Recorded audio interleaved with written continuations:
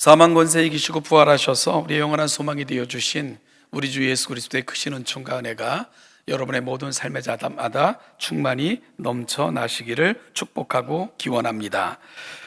오늘 우리가 살아가는 세상에 이 인사가 더욱더 값지고 그리고 또 절박해 보이는 것은 오늘날 우리가 마주한 세상이 참으로 그 현실이 참혹하기 때문일 것입니다.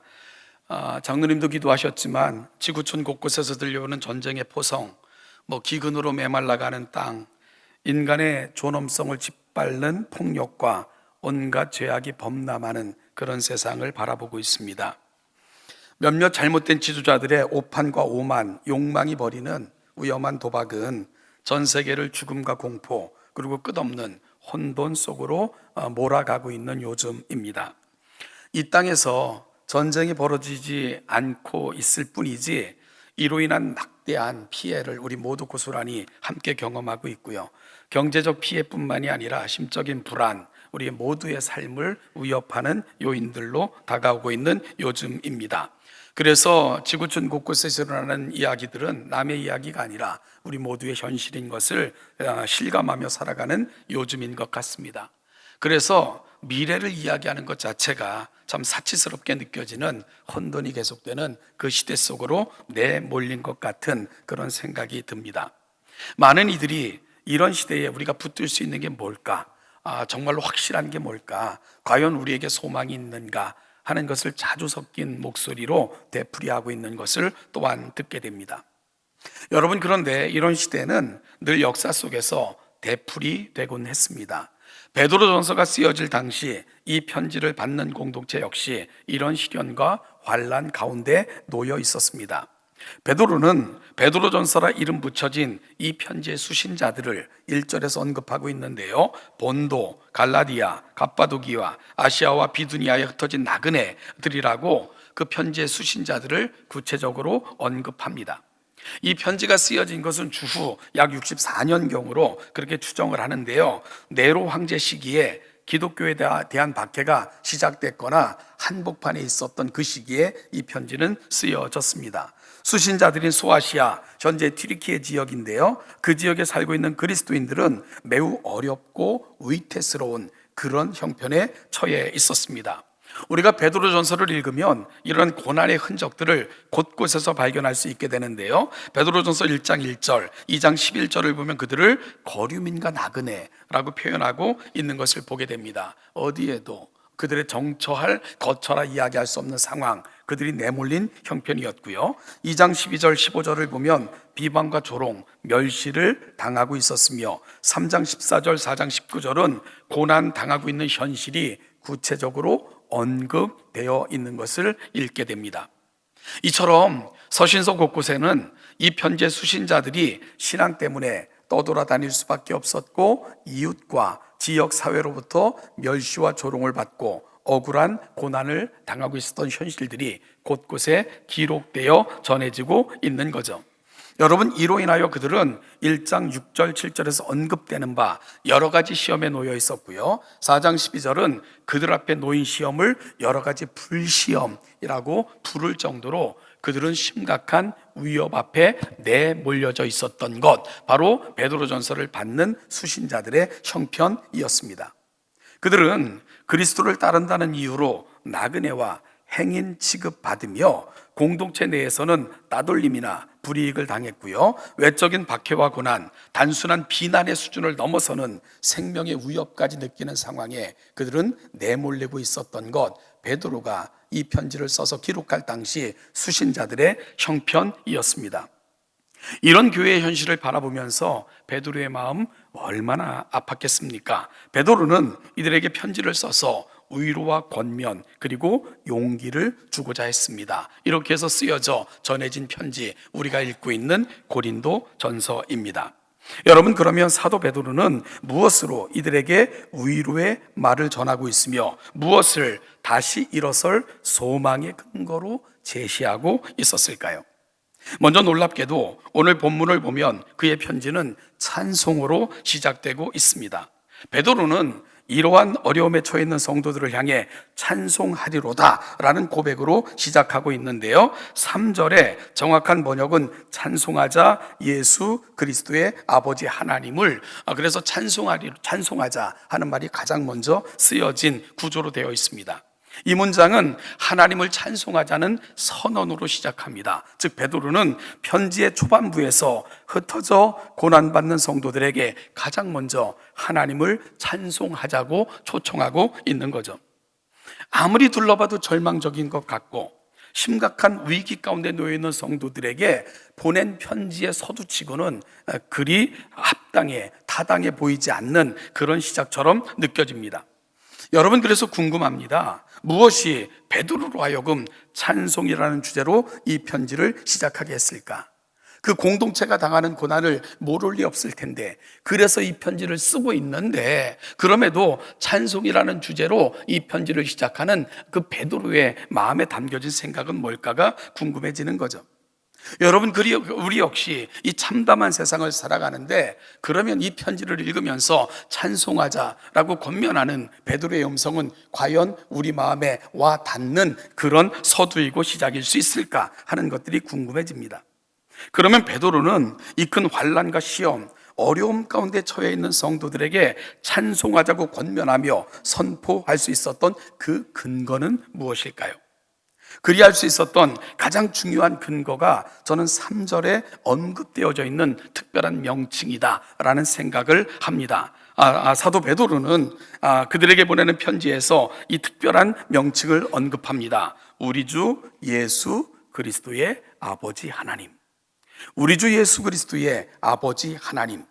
여러분, 결국 베드로가 찬송하자고 권면하는 것은 막연하게 야, 잘 될 거야, 혹은 야, 시간이 지나면 다 좋아질 거야 라는 막연한 기대감에서 하고 있는 말이 아니라는 것을 분명히 알게 됩니다. 베드로는 하나님을 바라보고 있습니다. 그가 바라봤던 것은 상황이 아니라, 여건이 아니라, 형편이 아니라 바로 그분 하나님을 바라보고 있었습니다. 그가 바라본 하나님은 온 우주 만물을 지으시고 섭리하시고 통치하시는 온 우주의 왕이십니다. 지금도 하나님이 통치하심을 베드로는 분명히 믿고 있었고요. 그리고 더 중요한 것은 그 하나님께서 많은 긍휼로 교회를 사랑하신다는 사실이었습니다. 이것이 바로 베드로 소망의 근거이고 제시하는 찬송의 이유였습니다. 성경에서 하나님의 성품과 우리를 향해 펼쳐가시는 그 하나님의 일을 묘사하는 특별한 말 중에 긍휼이라는 단어가 있습니다. 긍휼에 해당하는 히브리어는 이 복수형으로는 라하임 혹은 단수형으로 라함이라는 단어가 사용이 되는데요.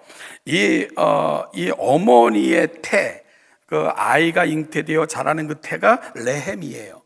그래서 이 히브리어에서 긍휼에 해당하는 단어는 어머니의 태를 의미하는 레헴으로부터 유래했고요. 따라서 히브리어에서 이 긍휼이라는 단어는 어머니가 아이를 베어 그 아이의 생명과 자신을 동일시하는 것까지 그렇게 여기는 마음, 이걸 가리켜서 긍휼이라는 단어가 갖고 있는 의미로 그렇게 사용을 하고 있는 겁니다. 이 말이 헬라어에서는 엘레오스 혹은 스프랑크니조마이라는 두 단어로 라하임 혹은 라함이라는 단어가 번역이 됐는데요. 엘레오스는 불쌍히 여기는 마음, 자비하고 일반적으로 사용되는 용어입니다. 그런데요, 우리가 주목할 단어가 하나 있어요. 스프랑크니조마이라는 헬라어인데요. 이 스프랑크니조마이는 스프랑크라는 이 단어에서 유래한 건데, 스프랑크가 내장을 뜻하는 그런 단어입니다. 따라서 여러분이 스프랑크니조마이가 언제 쓰였는가 쭉 한번 살펴보니까 신약 성경에는 12번이 사용된 것으로 되어 있는데, 주로 예수님께서 병자를 바라보시며 아니면 곤고함 가운데 처해 있는 그 공동체를 바라보시며 느끼는 마음, 이 마음이 스프링크니즈마이라는 단어로 표현하고 있는 것을 확인할 수 있었습니다. 즉 병자를 바라보시며 곤고함 가운데 처해 있는 그들을 바라보시면서 때로는 먹이시고 기절을 베푸시는 그 주님의 마음, 이게 스프링크니즈마이 긍휼로 표현되고 있는 것을 확인할 수 있었습니다. 여러분, 결국 스프링크 니조마이는 정말로 누군가를 생각할 때 창자가 뒤틀리듯 창자가 끊어져 나가는 아픔을 갖고도 포기할 수 없는 사랑을 표현할 때 이 긍휼이라는 단어를 사용하고 있는 것을 확인하게 되는 거죠. 하나님이 우리를 사랑하시는데 마치 태중의 아이를 지켜내기 위해서 모든 것을 함께하는 어머니의 마음, 창자가 끊어질 듯 아파도 포기할 수 없는 그 사랑, 이것이 바로 긍휼이라는 단어가 갖고 있는 의미라는 것을 확인할 수 있었죠. 베드로는 우리를 향한 하나님의 마음이 그렇다라고 보여주고 있는 겁니다. 우리를 향한 그 하나님의 마음, 긍휼이 많으시다, 풍성하다, 그 많은 긍휼대로 이것이 바로 또다시 베드로가 아무리 어려운 시대를 할지라도 소망을 이야기할 수 있는 근거로 제시하고 있었던 것입니다. 여러분, 그러면 하나님의 그 긍휼을 우리에게 어떻게 보여주셨습니까? 아들을 이 땅에 보내시고 그 아들을 우리를 위한 화목제물, 즉 대속물로 내어주시기까지 하셨습니다. 여러분, 아들을 내어준다는 것은 하나님 자체 전부를 내어주는 것과 동일한 개념입니다. 저희 친척 중에 아주 젊으셨을 때 남편과 사별한 그런 분이 계십니다. 아이들도 다 어렸을 때였는데요, 아이들도 많았어요. 이후로 온갖 일을 다 하시면서 자식을 키우셨죠. 그때 자식들이 울면 그 친척분은 이렇게 말씀하셨습니다. 울지 말라. 니들의 눈에 눈물이 나면 내 눈에는 피눈물이 난다. 그런 표현을 사용하셨어요. 아주 깊은 슬픔, 처절한 고통이 느껴지는 말이었습니다. 외면하고 싶어도, 포기하고 싶어도, 피눈물 나는 고통 속에서도 짊어져야 될, 내가 해야 될 일에 대한 고백이 그렇게 담겨져 있구나라는 생각을 했습니다. 그 자녀들을 위해 눈물을 머금고 살아내야 하는, 온몸으로 감당하지만 포기할 수 없는 그 마음이 이와 같이 표현되어 있구나라는 생각이 들었습니다. 여러분, 이것이 긍휼이라는 단어가 갖고 있는 거예요. 하나님이 우리를 그 많은 긍휼대로 바라보신다. 베드로가 소개하는 하나님이 바로 그런 하나님이십니다. 우리는 지난 고난주간을 당하면서 예수님의 십자가를 많이 묵상했습니다. 그러면서 수도 없이 고백했어요. 얼마나 아프셨을까. 그런데 여러분, 우리가 생각해도 그 고통이 정말 어떤 표현으로 그 고통을 다 표현할 수 있겠습니까?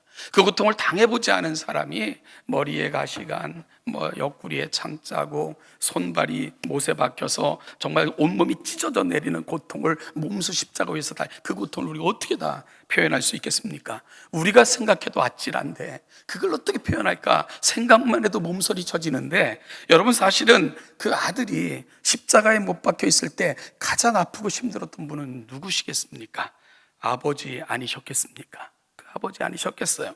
그래서 그 마음을 느끼듯 만들어진 찬양이 있어요. 그 제목이 얼마나 아프실까라는 찬양입니다. 이 찬양은 하나님과 주님의 마음을 번갈아 가면서 표현하고 있는데, 얼마나 아프실까? 하나님의 마음은 인간들을 위하여 아들을 제물로 삼으실 때, 얼마나 아프실까? 주님의 몸과 마음은 사람들을 위하여 십자가에 달려 제물 되실 때, 얼마나 아프실까? 하나님의 가슴은 독생자 주셨건만 인간들 부족하다 원망할 때, 얼마나 아프실까? 주님의 심령은 자신을 주셨건만 사람들 부인하며 욕할 때. 정말 긍휼이 무엇인가를 표현하는 찬양 같다 생각이 들었습니다.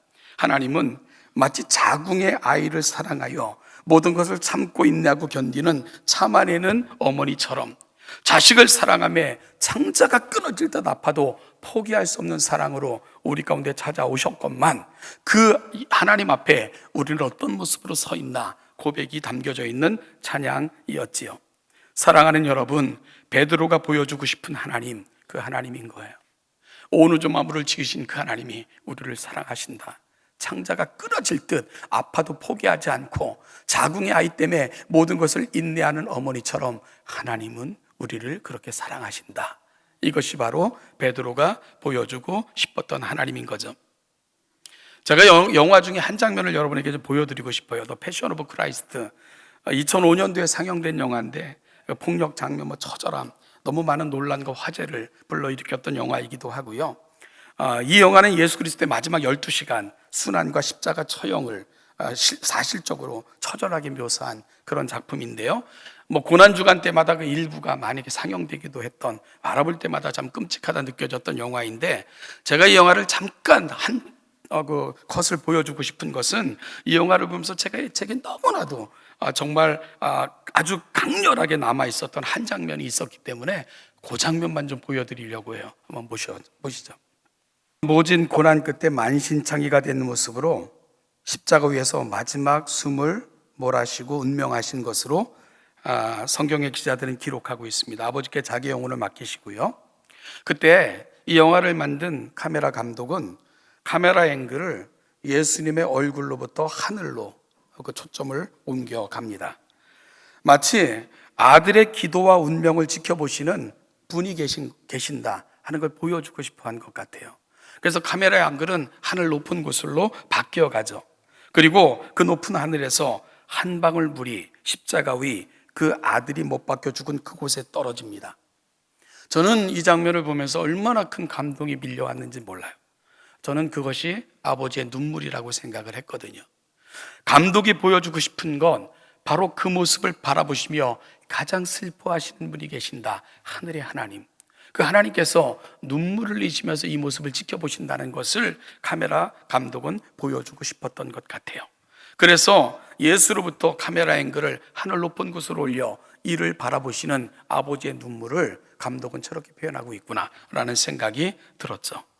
여러분, 그것이 바로 하나님의 긍휼이라고 표현하는 거예요.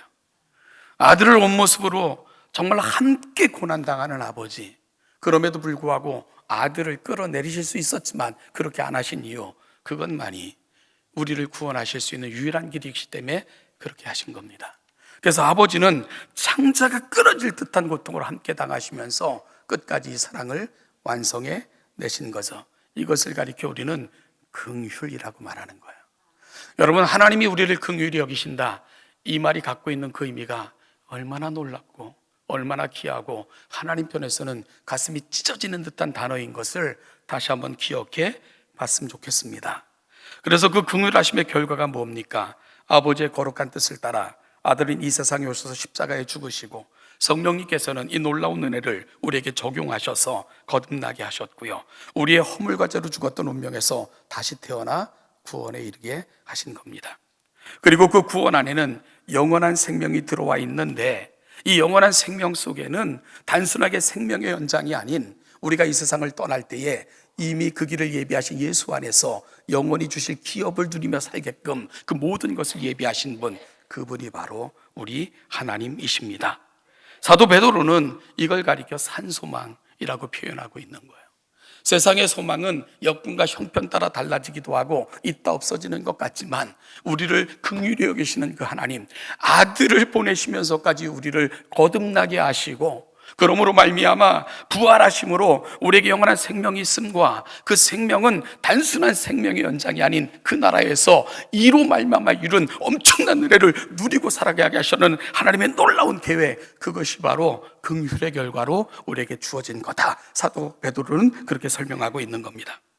여러분, 베드로는 이 모든 것들이 우리에게 주어진 이유를 너무나도 분명하게 한마디로 표현하고 있는 거예요. 그게 뭡니까? 그의 많으신 긍휼대로 라고 표현하고 있는 겁니다. 우리를 포기할 수 없어 아들을 내어주시고 그 아들의 죽음 앞에서도 눈물로 이 일을 완성하셨던 그 아버지의 많은 긍휼, 가슴 찢어지는 사랑 때문이라고 사도 베드로는 분명하게 말씀하고 있는 겁니다. 여러분, 이것이 바로 우리가 받은 은혜입니다. 절망의 한복판에서 절규하듯 신앙 때문에 온몸으로 고난을 견디며 힘겹게 살아가는 사람들에게 베드로가 그럼에도 불구하고 절망하지 않을 것은, 그럼에도 불구하고 다시 일어설 수 있는 것은, 그럼에도 불구하고 낙담하지 말 것은, 막연하게 기대하는 상황의 역전이나 그래 시간이 지나면 괜찮아질 거야, 잘 될 거야 하는 막연한 기대가 아닙니다. 무조건 믿습니다 라고 견디라고 하는 종교적 가스라이팅이 아닙니다. 이 모든 것보다 확실한 것, 이 모든 것의 근원, 이 모든 것을 주관하고 계신 분, 하나님. 베드로의 소망은, 그가 찬송하자고 말하는 그 근거는 바로 하나님, 그분께 있었음을 우리는 분명히 볼 수 있는 것입니다. 여러분, 사실 베드로는 이 사랑을 친히 경험한 사람 아닙니까?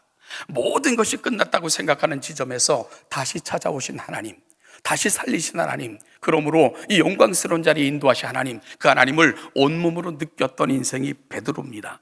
그럴 때 이 세상에 진짜 소망이 뭘까? 이 세상에 사라지지 않는 유일한 소망의 근거가 뭘까? 베드로는 하나님, 그 하나님이 함께 하시면, 그 하나님이 붙들어 주시면, 그 하나님이 여전히 우리를 놓지 않으시면 우리에게는 소망이 있습니다 하는 것을 보여주고 싶은 것, 오늘 본문이 가고 있는 자리입니다. 베드로는 바로 그 하나님을 보여주고 싶었던 것입니다. 사랑하는 동천교회 성도 여러분, 세상은 여전히 소란스럽고 악의 위세는 점점 더 당당해져 가는 것 같습니다. 악한 것이 세상을 휘몰아치는 것 같은 절박함을 우리는 바라보며 이 세상을 살아갑니다. 여러분, 그러나 기억하십시오. 베드로가 정말 보여주고 싶었던 것은 상황의 변화가 아닙니다. 여건, 형편의 변화가 아닙니다. 그럼에도 불구하고 여전히 이 모든 세상을 통치하시는 그 하나님, 하나님께는 길이 있음을 분명히 보여주고 싶었던 것, 오늘 베드로전서가 가고 있는 자리인 것을, 그리고 그 하나님은 우리를 그 크신 긍휼로 사랑하시는 분이신 것을 베드로는 보여주고 싶었고, 오늘 이 아침 그 하나님을 가슴에 담는 복된 이 아침이 되시기를 주님의 이름으로 축복합니다. 사랑하는 동천교회 성도 여러분, 상황을 바라보고 환경을 바라보고 여건을 바라보면 찬송할 수 없지만 하나님을 바라보면 찬송이 됩니다. 세상을 바라보면 절망이지만 하나님을 바라보면 길이 있습니다. 왜냐하면 그분은 우리를 너무나도 크신 긍휼로 대하시고 바라보시며 지금도 그리 인도하실 분이시기 때문에 그렇습니다. 이 하나님의 소망, 우리를 향하신 그 놀라우신 긍휼이 다시금 우리 가운데 고백되어지고 그 아들을 보내시고 부활하시고 또한 지금도 우리를 위해 역사하시는 그 하나님 안에 진정한 소망이 있음을 다시 확인하는 가운데 부활의 소망으로 다시금 우리의 산소망 앞으로 나아가는 우리 동천의 귀한 성도들 되시기를 주님의 이름으로 축복합니다.